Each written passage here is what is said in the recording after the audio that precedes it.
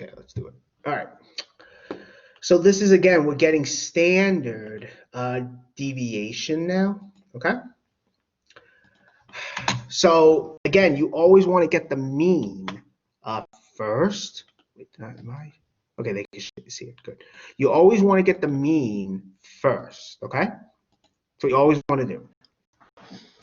All right, so for the mean, right, remember, what do? It's the same as the average, so you add up the data values and then divide by the number of data values. So you add them up and you divide by the number of data values. And that's what I'm doing here. And when you do that with this data, you'll get 60. So 60 divided by 6 is 10. So the mean here is 10.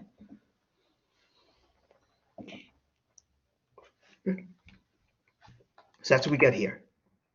Now, remember, the next thing you want to do when getting the standard deviation, I make this chart, I list the data. You want to do the data value minus the mean. I think I might have done it the other way around, the mean minus data value, but it doesn't matter because we're squaring. So in other words, if you have 4 minus 10, you do 4 minus 10, then you get minus 6. Minus 6 squared is 36. 8 minus 10, which is minus 2, right? That turns out to be minus 2 squared is 4. Then 9 minus 10, which is negative 1. Negative 1 squared is 1. And you keep on going. Keep on going. Once you get all these entries, right? Next, you add them up and you get 76. Okay.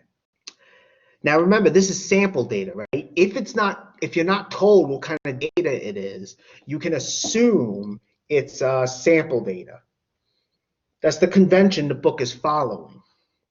And since it's sample data, that means the next step you do is you divide by n minus 1. N, remember, is the number of data values. If it was population data, you would divide by 6. And in other words, it's sample data, so we divide by 6 minus 1. We divide by 5. And so we get 15.2. Okay. Now, that's what we get here. And this is the variance. And the standard deviation then is the square root of that, which is this, as you can see. So that's what we get here, 3.9. Okay? So our standard deviation is this. Any questions on this?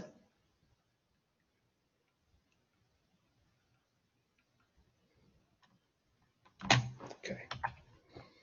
All right, so now let's move on. Let's move on now to chapter 12. Let me get the notes. Oh boy. There it is. Let me just share it. Here it comes. There it is. Chapter 12, the normal distribution. That's what we're going to look at in chapter 12 now. We have seen the concept of a distribution before, and there's lots of different kinds of distributions out there. Excuse me. There's actually what they call the binomial distribution. There's lots of different distributions. Another one, hope I'm saying it correctly, is Poisson distribution. But the one we're dealing with is the normal distribution. This actually occurs a lot in applications. A lot of things we deal with can be modeled by the normal distribution, a lot of variables. Like IQ scores, body weight, things like that. So we'll see what that distribution is. And we're going to learn a very nice rule with it called the empirical rule. Now, there's actually many normal distributions out there. There's a lot. And it turns out the standard normal distribution is the one that people most deal with the most, excuse me. And that's where z-scores come into play. You know, this is the kind of stuff we're going to see in this chapter. Again, this is the last chapter in the textbook. So we'll see what normal distribution is. And again, we have seen what distributions are. You know, when you're dealing with a sample or something, there's some kind of variable you're dealing with. That variable could be, I don't know, height, weight of a person, weight of a dog, what's another one? Color, favorite color. There's lots of different variables. And the distribution of a variable, that tells us all possible values the variable can take on, and the frequency with each one, with each possible value. You know, we have seen the definition before, and again, the normal distribution is one that appears a lot. It's a very useful one. In fact, its graph, if you were to graph the actual curve, it looks something like this. Remember, we can model distributions by curves, and this is a curve we can use.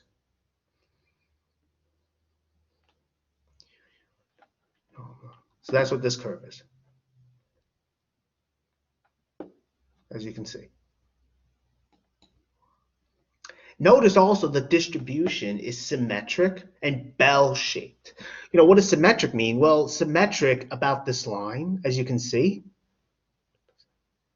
What it means is both sides are like mirror images of each other. Both sides of the graph, that is. Or think of it this way. You could take the graph and imagine folding it along that line of symmetry, which is this vertical line here. If you fold it along that line, both halves of the graph would match up. So that's what it turns out to be. And here's some more characteristics about the mean. It's actually symmetric, about the normal distribution. It's actually symmetric about the mean. The mean. That's what it's symmetric about. Okay? So here, if the mean is 0, 0, right? That's what it's symmetric about. So again, you can imagine taking the graph, folding it along the line through 0, and both halves would match up.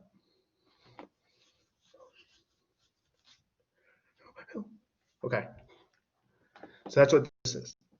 Remember also how we also saw different measures of central tendency. We saw mean, median, mode, mean, median, mode. We saw those three, right? Well, they all turn out to be equal in the normal distribution. They all turn out to be equal. And remember, with a median, 50% of the data values are below it and 50% are above the mean. So in this case, you have, with the median, but since the mean and the mode and median all equal each other, you can say the same thing about the mean. The 50% of the data values are below the mean, and another 50% and the other 50%, are above it. Data values also, the further you get from the mean, the more rare you become. The less frequently the data value occurs. The further it is from the mean. Okay. And also notice again, it's symmetric, it's bell-shaped, the graph. And this one might be a little weird based on the graph I have here, but as x gets bigger or more negative, if you look at the graph, it looks like it overlaps with the x-axis, but it actually doesn't. The graph approaches the x-axis on either side. However, it never actually gets there. It never actually gets there. So it gets closer to the x-axis, but it never actually gets there. Okay.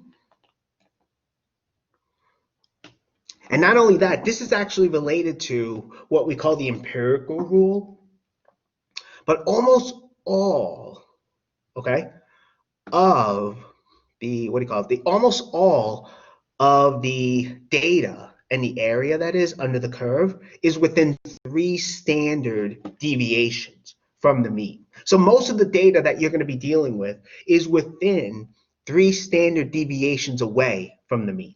That's all. That's what this is saying. All right. This will come up again, so I know this one's probably a little confusing, but that's okay. All right, now, there we go. Now, let me just say this, though. This is something that happens. A lot of times, the variable and data that you actually work with, it may not lie on a normal distribution curve exactly. It may not lie entirely on top of such a curve. In that case, but it might lie very close to it, though. So it might not lie on top of it, but very close to it, though. In that case, we say it's only approximately normally distributed. Excuse me. It's only approximately normally distributed in that case. Now, the book goes into that you can actually graph this by hand. You know, you could actually sketch the graph by hand, but I figure since this is an online class, it'd be better if I show you how to graph it using Desmos. You know, graph this curve, that is, or this one. It turns out these curves are the graphs of a function. So you could graph it by hand, but you could also graph this function instead. The normal curve is a graph of this function. Yeah, let me just pause the recording. I'll explain it. All right, here we go.